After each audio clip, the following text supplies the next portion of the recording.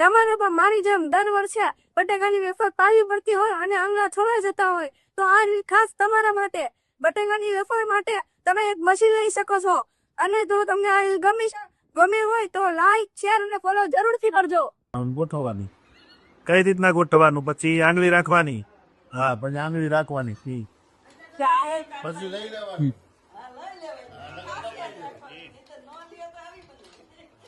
કપાઈ જાય. અને પહેલી વાર જ ઉપયોગ કરો છો? પહેલા ક્યારે ઉપયોગ કર્યો છે? ના, પહેલી વાર. કેવો લાગ્યો અનુભવ? બહુ સરસ.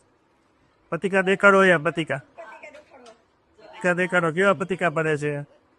સરસ. જો એક જ સાઈઝ ના પડે છે. ચાલો બીજું પટીકું લો. બતાવતા જાઓ. પાછળ ખેંચીને પછી આગળ મૂકવાનું છે વચમાં. મોટું બટેકું હોય તો બે ટુકડા કરી દેવાના. હા, હું એને જાણી કહેતી મારા પ્રિયાબેન ના જાનું છે ને આ પ્રિયાબેન છે, તો એને આ લીધી છે. તમારે જો જલ્દી ઝડપી પાડવી હોય, ઘરવાળાને કામમાંથી છુટકારો જોતો હોય તો આ લઈ આવતી.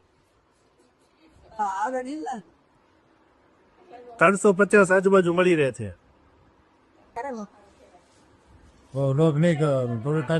થોડુંક જવા દેવાનું.